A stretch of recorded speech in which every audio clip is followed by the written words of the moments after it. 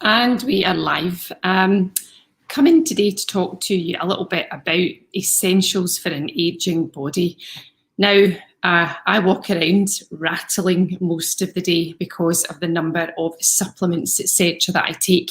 But I kind of see it as, you have two options. Either you trust that nothing's ever going to happen to you, or you take the supplements. Now, as I look around about at people who are my age group, even people who are younger, and also people who are older, I'm always hearing a list of the medications that they take. And medications cost money, and there's medications for all kinds of things. I'm hearing about medications for depression. That seems to be one of the main ones. Then I'm in a couple of support groups for women who are in midlife, going through menopause, etc., just because I'm nosy and I want to see what's going on.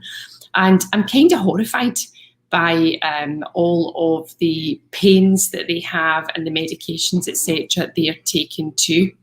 And, at the end of the day, if you're taking all these medications, you're going to pay for it.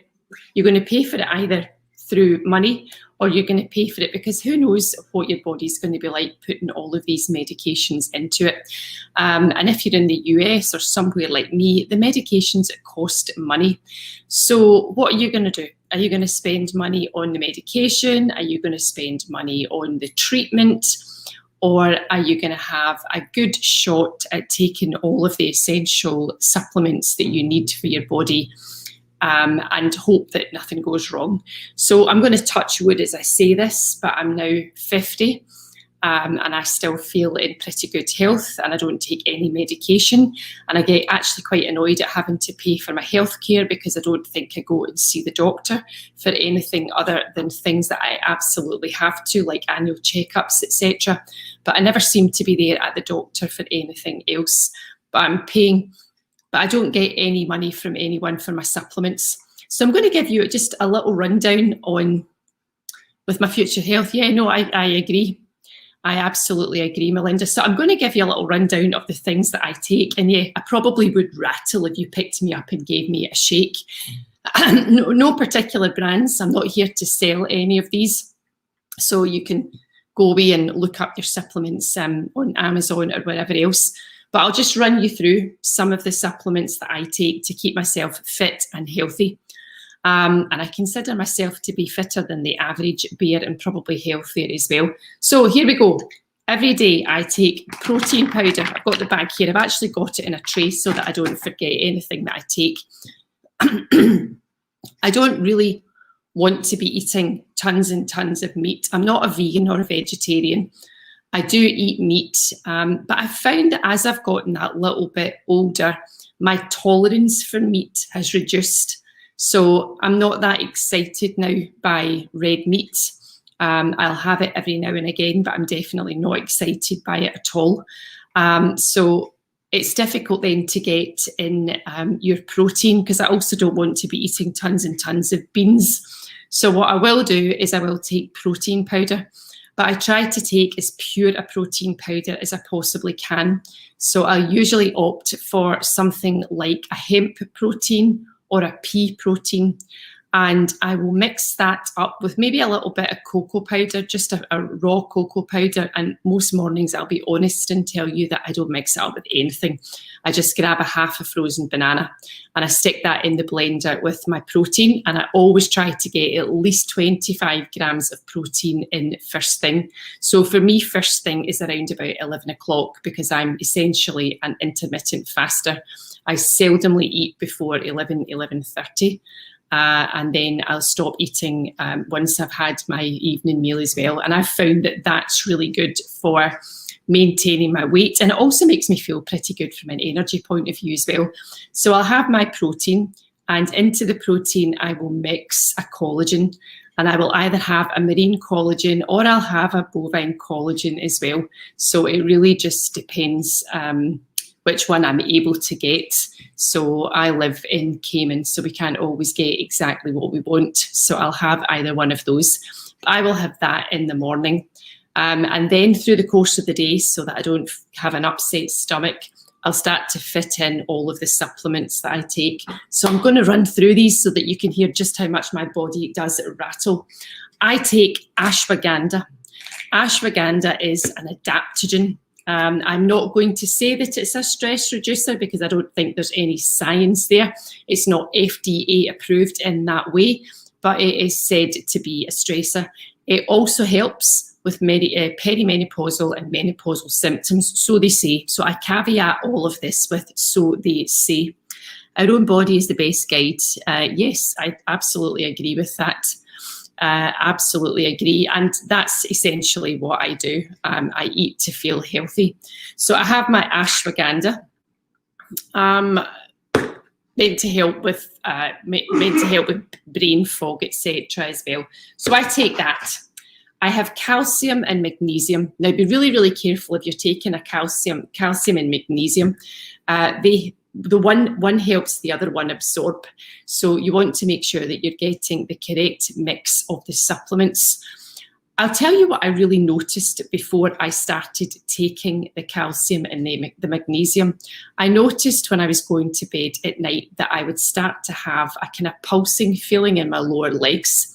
Like kind of cramping feeling. And I then read, so we're going back a fair number of years now, I read that taking the calcium and the magnesium would help because the discomfort in my legs may have been a lack of magnesium. And I read about that as well. And as I understand it, magnesium is something that used to be pretty rich in the soil, so you would get it through your vegetables. But as the soil has been depleted over the years through overuse, the amount of magnesium that you now absorb from the food that you eat has been reduced. So I started taking the magnesium, but I started taking it by putting it topically on my body. So I would mix up a magnesium and I would put it onto my skin. And then I started to take the supplement, and I just don't get that anymore.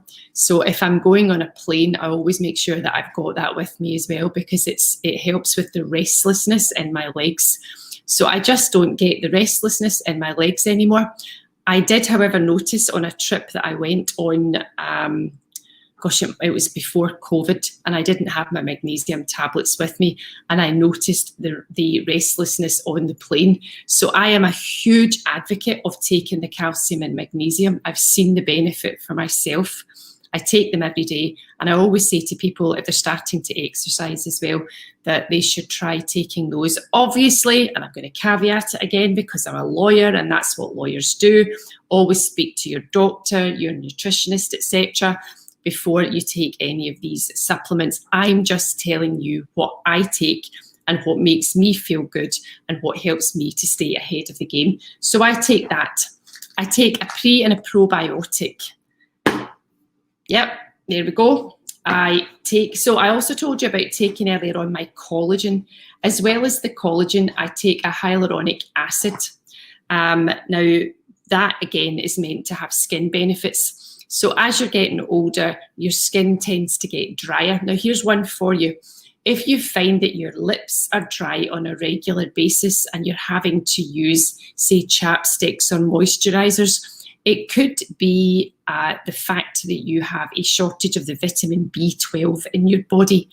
So I take vitamin B12, and I've found that since I've been taking that, I'm not having to resort to continually taking the lip balms to put on my lips. I'm not having the cracking and the drying up. So I take vitamin B12.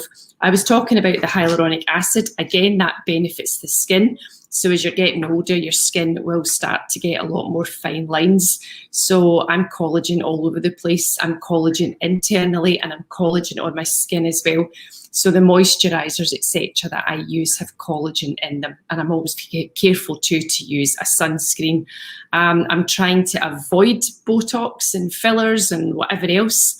At this stage, I've managed to do that, but we'll see what happens as I get older. Never say never. So I have my hyaluronic acid as well, which I actually take at the same time as taking my collagen and my protein in the morning. I do take the protein again through the day because I work out. I work out by exercising on my bike, and I also go to the gym, and I like to lift as heavy as I can, although I will say that as I've gotten older, I'm reducing the weights that I lift. So I'm not lifting quite as heavy as I was in the past. I can still push myself.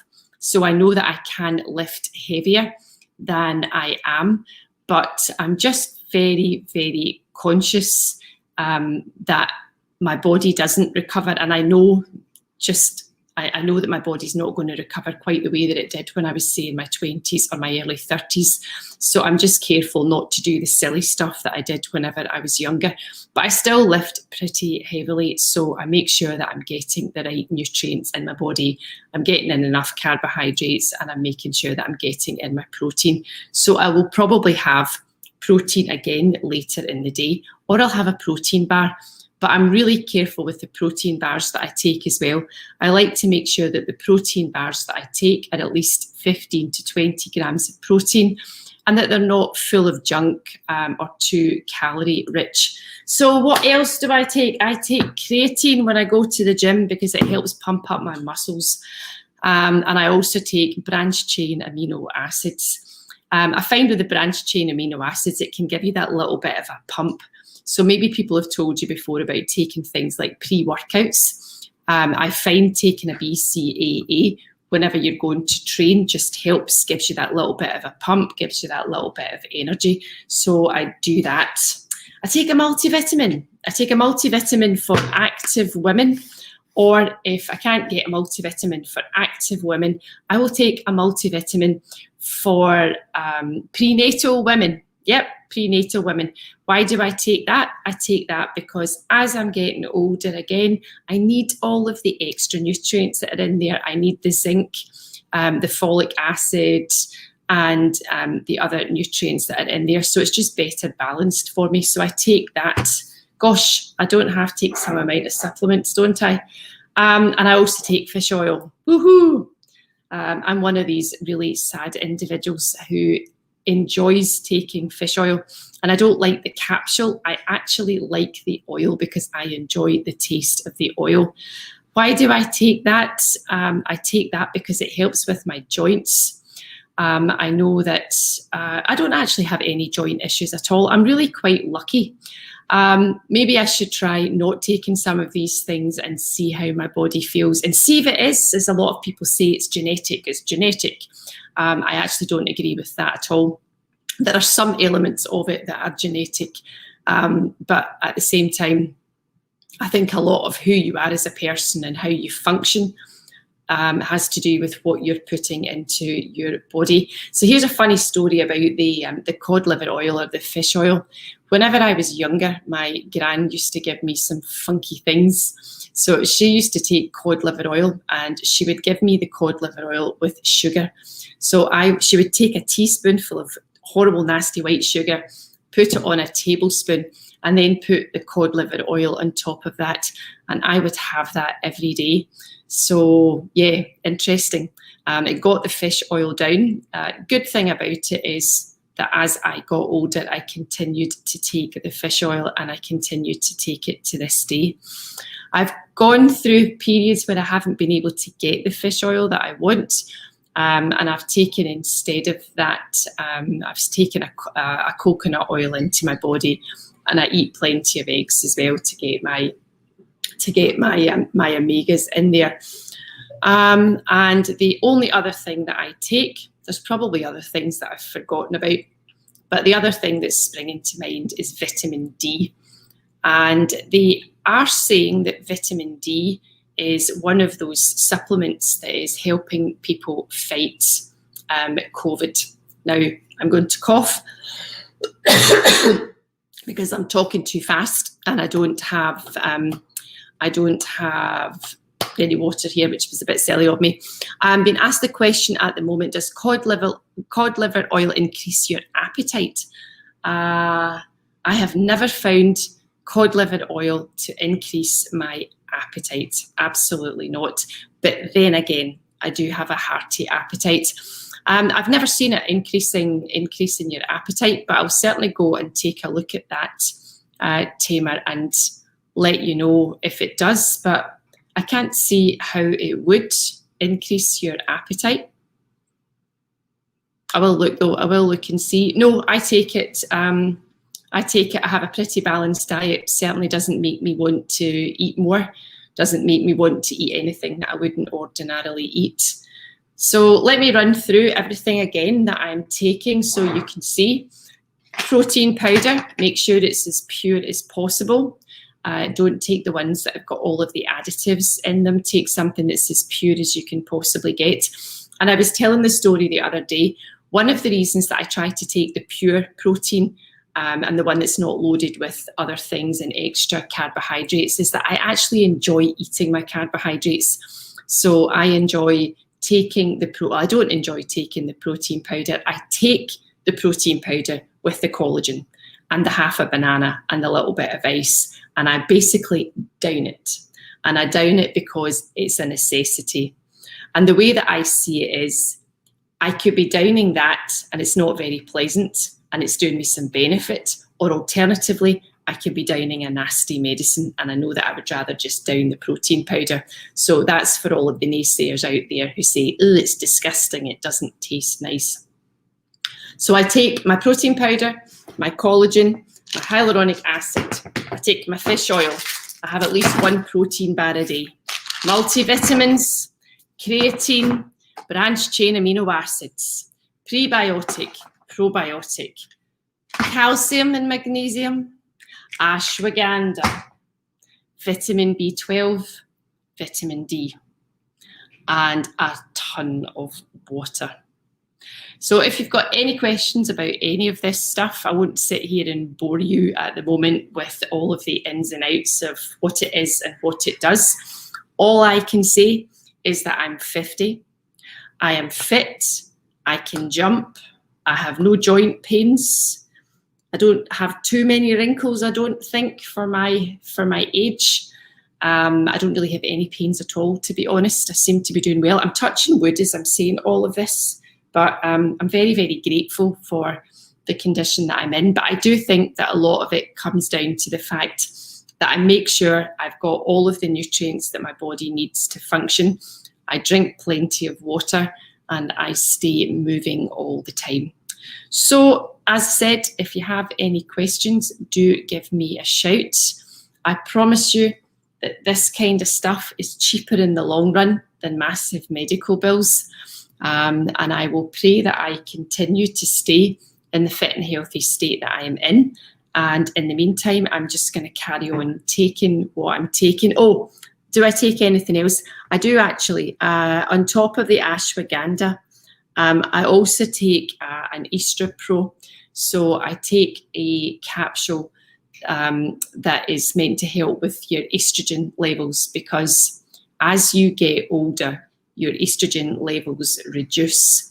And as that happens, and as you start to head into your 40s, 50s, etc., or if your estrogen's lower than that at an earlier age, it has quite a big impact on your muscles as well. And you'll find that a lot of women, as they start to have the reduction in the amount of estrogen they've got in their body, it changes the body shape. So the weight starts to shift right into their middle. So you can tell whenever there's a bit of an estrogen shortage in a woman's body, it also causes a lot of the menopausal and perimenopausal symptoms as well, such as your hot flashes and your sleepless nights. So I take that, not because I have had any of those symptoms. I think I maybe have had some of the hot type flashes at some point in time, but it's certainly not something that I struggle with day to day. So I take that particular supplement just because I can, and I would much rather be trying to fight it off than getting myself to a place where I actually do have an issue. So there we go. That's my rattling body. So if you're ever in my company and you hear a rattle, you know where it's coming from. It's coming from me. And I will continue to take it all and hope that I stay fit and healthy. There, you can only hope. I guess at the end of the day, you can only hope that you stay fit and healthy. But I'd much rather put all of my effort into being there than being some of the people that I see around about me. I'm just going to be honest about it. I hear so many people complaining about their aches and their pains. I see so many people on medication. I see people who are all bent over at their neck and their shoulders, and I know that a lot of that is just to do with the fact that they're not looking after their bodies. And I don't want to be there. I don't want... I watched an episode of Grand Designs this evening, and it was a man who was very proud of the fact that he'd built a house for his mum and dad who couldn't afford it. That's what I don't want. I don't want my children to ever have to look after me. And I would like to keep going. I'm 50 at the moment. I'd like to still be working, running businesses, making money, living my absolute best life as I go into my 50s and my 60s and even in my 70s. I don't really want to stop. I don't really want to retire. I just want to keep going. And oh, I take turmeric as well. I forgot about that. Thank you for reminding me about that, Tamer. I take my turmeric too. So yeah, I want to be able to keep going. So that's why I do it. So take your supplements, people. It's got to be cheaper in the long run than the medical bills. And I will sign off on this one, and I will see you back tomorrow. As I said, if you want to know about any of the supplements that I'm taking, just give me a shout and I'll happily give you a list of what they all are. And then I'll tell you what the books say about the benefits, because I actually don't know if any of it works. The only thing I do know is that I'm in quite good nick. So I like to think, but the fact that I'm in quite good nick, it's all working. What else have we got? Digestive enzymes. Yep, I've got those as well. See, you're reminding me of all the other ones that I'm not taking. Digestive enzymes. And you know why digestive enzymes are necessary? Because as you get older, the number of digestive enzymes in your body reduces too. So that's why a lot of people as they age have stomach complaints. But a lot of it is to do with gut health as well. So I think that as you're getting older, and if you're drinking too much and you're stressed out, then you'll find that your gut's not that healthy, and you'll know whether you've got a healthy gut or not. A friend of mine says that you can usually tell because you'll ask people what their poo looks like. And he said, if people are, I'm going to excuse my French as I say this, crapping through the eye of a needle, then there's a pretty good chance they've got some digestive health issues or gut health issues going on there.